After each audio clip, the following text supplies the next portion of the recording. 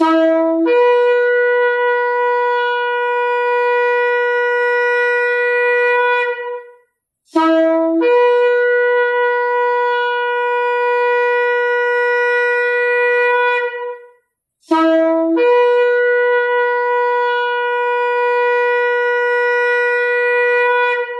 RPK dimanapun Anda berada, Shalom Beshem Yeshua HaMashiach, salam sejahtera dalam nama Yeshua HaMashiach, dalam nama Tuhan Yesus Kristus, Juru Selamat kita.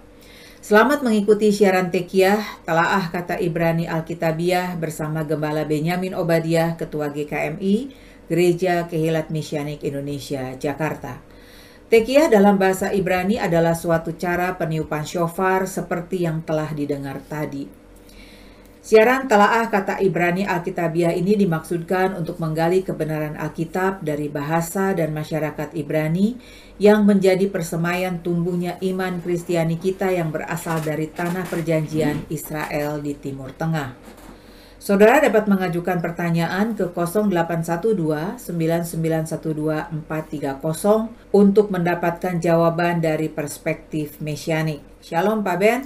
Shalom Wira, shalom sahabat RPK dimanapun Anda berada. Hari ini kita akan membahas kata Hanukah, pentahbisan atau dedikasi bagian 2. Dalam bahasa Ibrani dieja Het, Nun, Kaf, He, dibaca Hanukah, dikenal sebagai suatu perayaan di Israel. Hanukah bagian 2, amaran akan anti-Mesias. Matius 24 ayat 15-20. Jadi, apabila kamu melihat pembinasa keji berdiri di tempat kudus, menurut firman yang disampaikan oleh Nabi Daniel, para pembaca hendaklah memperhatikannya. Maka orang-orang di Yudea haruslah melarikan diri ke pegunungan. Orang yang sedang di peranginan di atas rumah, janganlah ia turun untuk mengambil barang-barang dari rumahnya. Dan orang yang sedang di ladang, janganlah ia kembali untuk mengambil pakaiannya. Celakalah ibu-ibu yang sedang hamil atau yang menyusukan bayi pada masa itu. Berdoalah supaya waktu kamu melarikan diri itu, jangan jatuh pada musim dingin dan jangan pada hari Syabat. Ayat ini ayat yang cukup berat untuk dibahas. Apa maksudnya? Apa hubungannya dengan pokok bahasan kita tentang Hanukah? Ya, Tekiah ada untuk membantu umat Tuhan melihat kata-kata dan ayat-ayat dari perspektif bahasa dan budaya Ibrani di Israel abad pertama. Kita juga baru merayakan Hanukah, hari raya pentahbisan ulang Bait Suci II, yang dicemari oleh Antiochus IV atau Epiphanes. Hanukah merupakan hari raya minor di lingkungan orang Yahudi sejak abad 2 sebelum Masehi sampai sekarang. Hanukah merupakan hari raya yang perlu dikenal Kristen bangsa-bangsa karena kaya makna. Ini perlu dipahami dalam dimensi ketahanan iman, dimensi sejarah untuk memahami Injil, dan dimensi eskatologis dalam pengajaran akhir zaman. Dalam dimensi sejarah, Hanukah menandai munculnya dinasti Hasmonean, yaitu kaum imam-imam Lewi yang memerintah Israel, dimulai dengan Yuda Makabe, tokoh utama penahbisan ulang Bait Suci II. Adalah kebijakan dinasti Hasmonean yang memungkinkan Herodes kejam, orang Idumea, Edom, menjadi proselyit, bahkan kemudian menjadi raja di Yerusalem, Yudea. Hanukah juga dikaitkan dengan Mesias yang datang untuk membela Israel. Kita sudah membahas sejak tahun pertama Tekiah, Yesus merayakan Hanukah di Bait Suci II yang ditahbiskan ulang oleh Yuda Makabe di abad 2 sebelum Masehi. Saat Yesua merayakan Hanukah di abad pertama, ia jelas mengakui bahwa dialah Mesias yang datang dari Bapa Surgawi dengan bukti pekerjaan yang dia lakukan. Nah, sekarang kita lihat lagi satu aspek penting lainnya. Secara eskatologis, Hanukah menyingkapkan sifat-sifat Mesias palsu atau antikris yang akan datang. Dan ini diajarkan oleh Yeshua, sang Mesias sendiri. Dalam Matius pasal 24, Yeshua sebagai nabi menyingkapkan kedatangan Mesias di akhir zaman. Namun sebelumnya akan datang sosok yang disebutnya pembinasa keji seperti yang dibaca pada ayat 15 tadi. Siapa dan bagaimana pembinasa keji itu? Dialah Antikris. Grekanya Antikristos. Ibraninya Shoten Hamasiah. Dalam Matius 24 ayat 24, Yesua juga berbicara akan munculnya Mesias palsu. Grekanya Pseudo-Kristoi. Ibraninya Mesikei Sheker. Yesua memberi indikasi yang jelas tentang pembinasa keji itu, seperti nubuat yang dikatakan Nabi Daniel. Kita lihat Yesua meneguhkan nubuat Daniel yang diucapkan 700 tahun sebelum Masehi. Apa yang dinubuatkan Daniel? Ya, ini membawa kita kepada nubuat Daniel tentang seorang raja Yunani, yaitu Antiochus IV, yang disebut juga Epiphanes.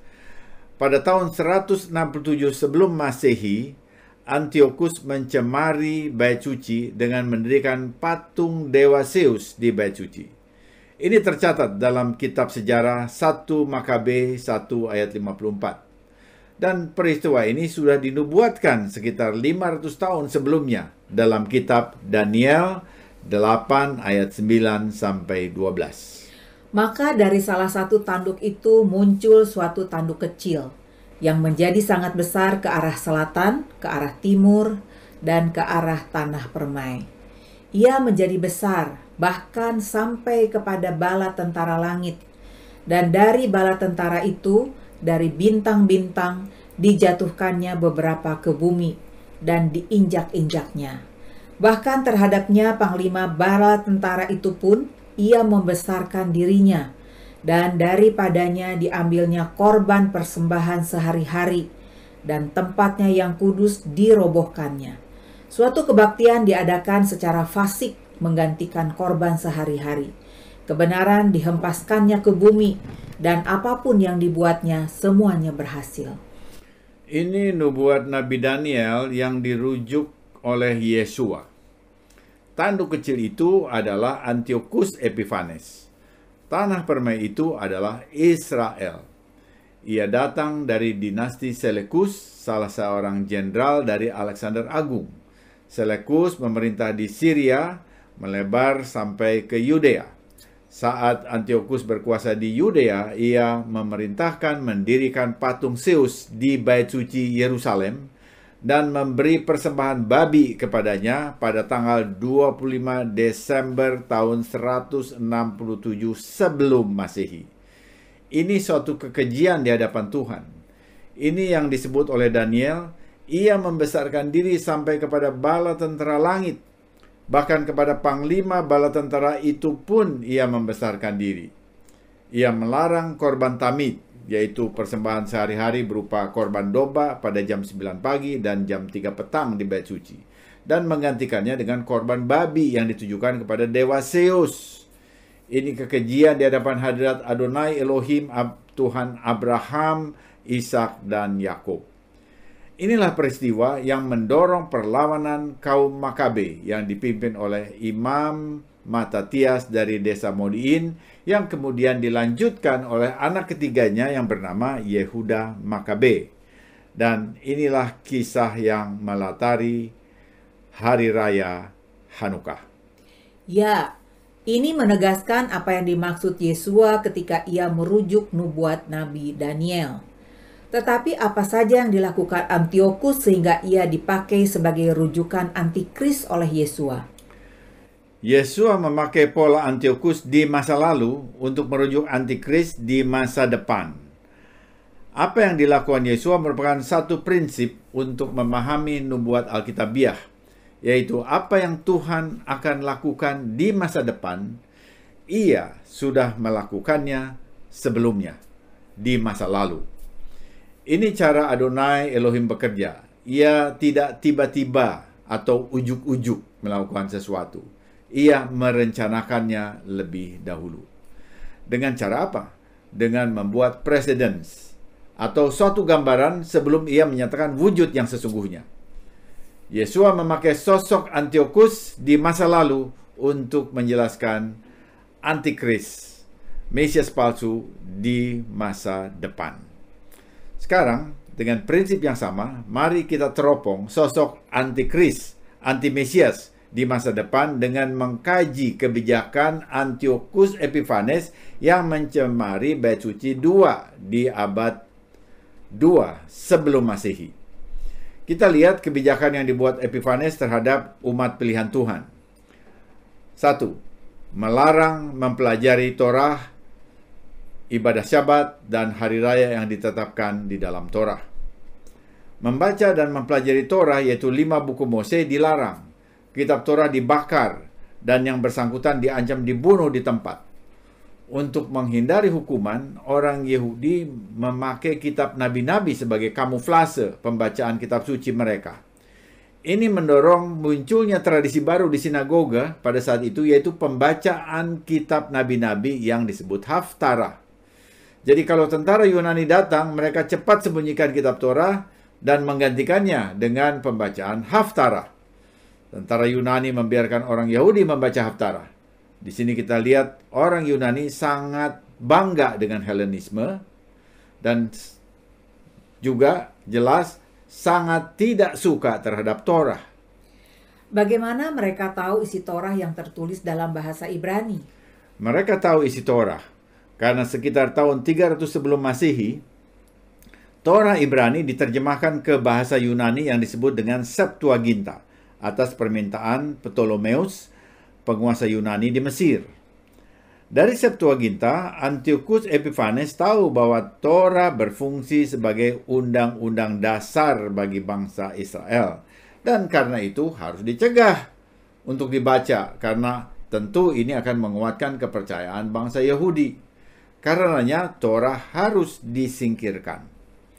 Anehnya, sikap anti-Torah ini diserap juga oleh pemimpin Kristen bangsa-bangsa dari etnis Yunani dari abad 2 sampai abad 5 yang disebut sebagai bapak-bapak gereja yang sikapnya dijadikan landasan bagi kekristenan modern sampai sekarang. Ini yang tidak banyak diketahui pembaca Alkitab abad 21. Dengan presiden Antiochus ini, sosok antikris di akhir zaman juga adalah sosok yang anti-Torah, anti-Syabat, dan anti hari raya yang ditetapkan di dalam Torah. Wah, amaran atau warning yang luas cakupannya. Kita tahu di lingkungan Kristen ada yang ibadah Syabat hari Sabtu, ada yang ibadah Minggu. Bagaimana menengahinya? Tidak perlu dipertentangkan. Memakai cara berpikir siklis Ibrani, keduanya berbeda dalam jalur masing-masing. Kita menerima bahwa hari ibadah bagi Yesua dan para rasul itu adalah Sabat, yaitu hari Sabtu. Tetapi umumnya orang Kristen bangsa-bangsa beribadah pada hari Minggu sesuai dengan tradisi tafsir bapak-bapak gereja abad 2 sampai 5. Kita menerima Sabat itu tetap hari Sabtu, tidak diubah. Tetapi tradisi ibadah Kristen sesudah para rasul wafat mulai dari abad 5, maksud saya abad 2 sampai 5 adalah Minggu. Ibadah bahkan dapat dilakukan setiap hari, 7 hari seminggu.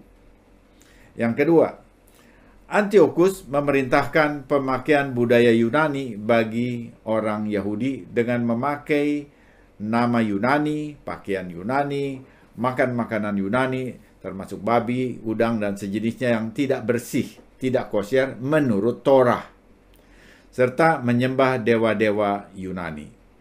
Dalam hal makanan, kebiasaan Yunani ini diadopsi oleh para pemimpin Kristen abad 2 sampai 5 dengan cara memberi tafsir yang berbeda dari para rasul Yahudi dan jemaat induk di Yerusalem.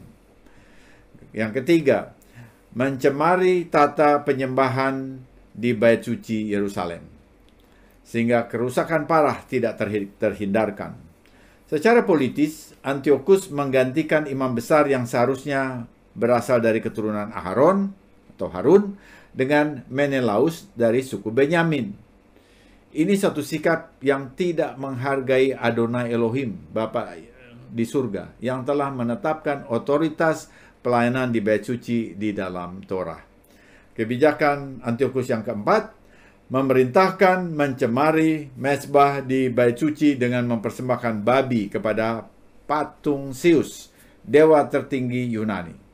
Ini tidak kosher dan ini adalah kejijikan bagi Tuhan. Satu sumber menyatakan itu dilakukan pada tanggal 25 Desember dengan ingatan pada ulang tahun dewa Zeus.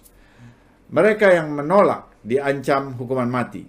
Perilakunya membuat orang Yahudi menyebutnya Epimanes, yang artinya orang sinting.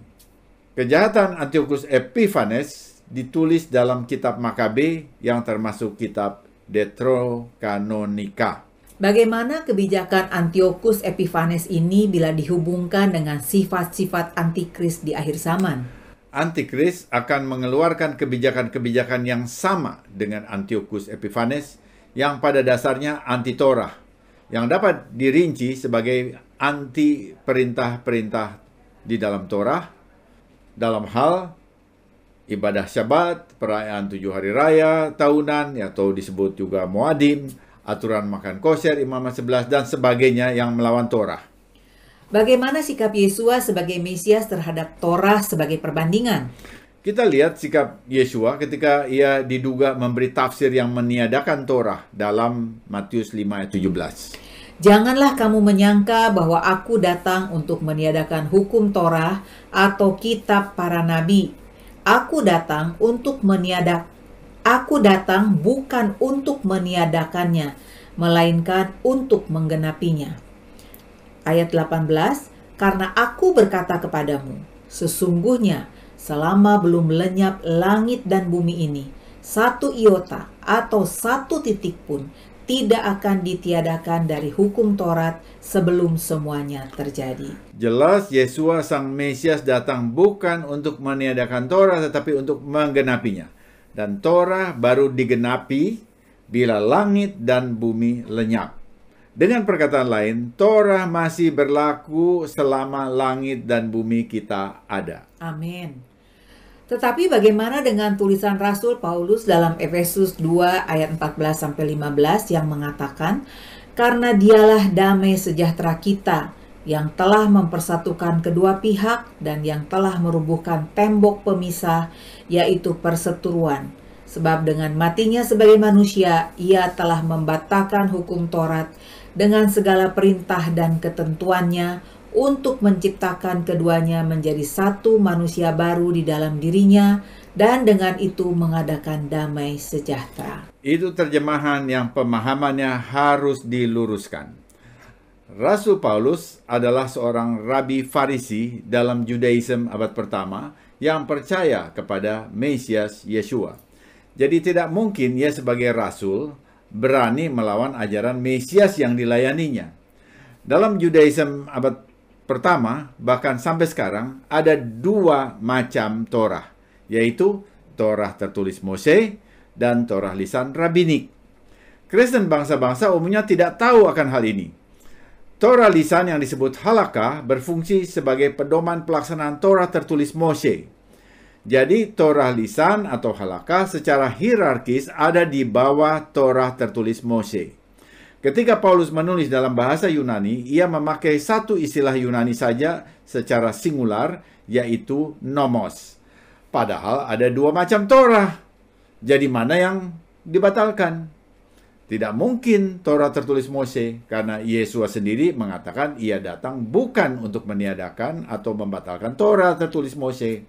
Akibatnya, yang dibatalkan haruslah Torah lisan atau halakha yang terkait dengan perseteruan antara Yahudi dan bangsa-bangsa. Perhatikan, bukan seluruh Torah lisan juga, tetapi hanya halakha yang berhubungan dengan keadaan perseteruan saja. Jelas dalam Efesus 2 ayat 15, Paulus berbicara tentang nomos yang merujuk pada halakha atau Torah lisan Rabinik dan bukan Torah tertulis Moshe. Dan ini yang disalahpahami oleh Kristen bangsa-bangsa. Benar, siaran Tekiah hadir untuk mengoreksi kesalahpahaman ini dengan mengedukasi pembaca Alkitab di abad 21 ini. Hubungannya dengan topik kita sekarang, adalah antikris yang anti Torah dengan membatalkan Torah Mose dan bukan Kristus atau Mesias Yeshua. Orang Kristen bangsa-bangsa harus punya discernment, karunia membedakan untuk dapat membedakan hal ini dengan seksama. Ya, kita makin terbuka akan sifat antikris yang anti Torah. Bagaimana perilaku antikris ketika ia datang? Kita perlu mencermati pengajaran para Rasul Yeshua. Rasul Rabi Shaul Paulus dalam 2 Tesalonika 2 ayat 3 dan 4 menulis, "Janganlah kamu memberi dirimu disesatkan orang dengan cara yang bagaimanapun juga.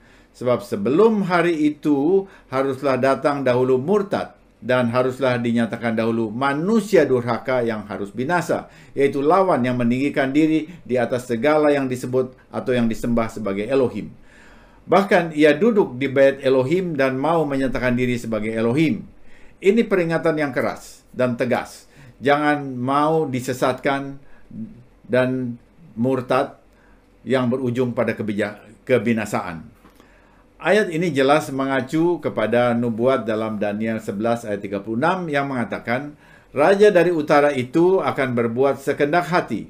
Ia akan meninggikan dan membesarkan diri terhadap segala ilah, juga terhadap Tuhan yang mengatasi segala ilah. Ia mengucapkan kata-kata penuh kesombongan, dan ia akan melakukannya di tengah masa perjanjian 7 tahun, yaitu pada 3,5 tahun kedua, seperti yang dinubuatkan dalam Daniel 9 ayat 27.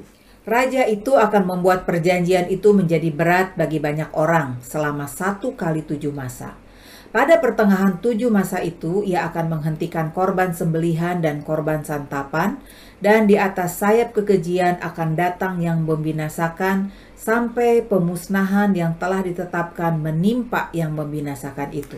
Antikris itu akan dimusnahkan oleh Tuhan. Rasul Yohanes mendapatkan ciri antikris itu di dalam 1 Yohanes 2 ayat 22. Siapakah pendusta itu? Bukankah dia yang menyangkal bahwa Yesus adalah Mesias, Kristus?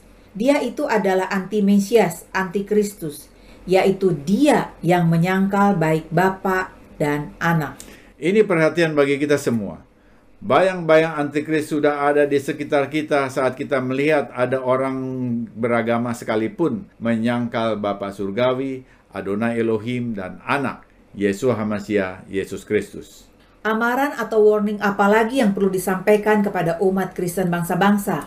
Kita perlu membaca Alkitab secara cerdas dan lebih mendalam dengan pimpinan Ruach HaKodes, Roh Kudus. Pertama, kita harus membaca Alkitab dengan pemahaman sejarah dan budaya penulis kitab suci, dan bukan sekedar menurut tafsir modern yang lepas dari konteks sejarah dan budaya Ibrani Yahudi sebagai umat yang menerima dan menghidupi kitab suci sejak awalnya.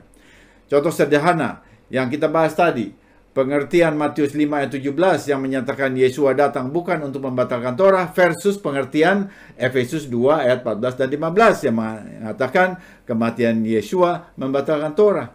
Pemahaman literalnya bertabrakan, sementara kalau kita pahami konteks historis kulturalnya sama sekali tak ada pertentangan. Yeshua datang menggenapi Torah tertulis Mose, sementara kematiannya membatalkan Torah lisan, halakah, dan bukan Torah tertulis Mose. Itu pun sesuai konteksnya hanya Torah lisan yang terkait dengan keadaan perseteruan Yahudi dan bangsa-bangsa dan bukan seluruh Torah lisan. Yang kedua, hargai ketetapan dalam Torah seperti Syabat dan Hari Raya dan makan kosher, sekalipun saudara berada dalam segmen tafsir yang berbeda. Karena ketika saudara menghargai ketetapan itu, saudara membuka diri pada ketetapan Tuhan akan hal itu. Program Tekiah akan mengedukasi ajaran Torah dengan kadar atau dosis yang tepat bagi bangsa-bangsa, dalam rangka menghindari jebakan paradigma antikris di lingkungan umat Kristen bangsa-bangsa. Ya, ini tentu tidak dapat dimuat dalam sekali siaran. Paling tidak, ini merupakan amaran awal tentang antikris yang merupakan salah satu aspek dari hari raya tahunan Hanukkah yang kaya makna. Aspek lainnya menyusul.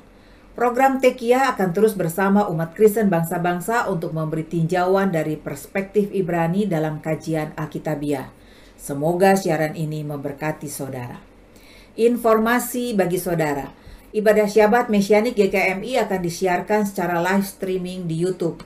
Subscribe channel Kehilat Mesianik untuk mengikuti ibadah dan pengajaran akar Ibrani secara online. Bila saudara diberkati oleh siaran Tekiah dan mau kembali memberkati siaran ini, saudara dapat mengirimkan dukungan dengan menghubungi Happy di 0811 910 814. Sesudah narasi ini kita akan mendengar lagu rohani berjudul Shine Jesus Shine oleh Grace Levite Choir. Bersinarlah Yesus, bercahayalah, menyatakan kemuliaan Bapa. Di tengah dunia yang gelap ini, bersinarlah sehingga wajah kami menyinarkan kasih-Mu. Bersinarlah dan jadilah terang. Hanukkah berbicara tentang Yeshua, terang dunia. Hanukkah juga berbicara tentang saudara dan saya, yang juga dikatakan oleh Yeshua sebagai terang dunia. Mari kita menjadi terang dalam kegelapan dengan sikap dan tindakan yang memberkati banyak orang. Tiba saatnya saya Penatua Ira Obadiah dan Gembala Benyamin Obadiah mohon diri dari ruang dengar saudara. Sampai jumpa pada siaran mendatang. Yesua keselamatanku, Torah kesukaanku, menuju kepenuhan bangsa-bangsa. Shalom.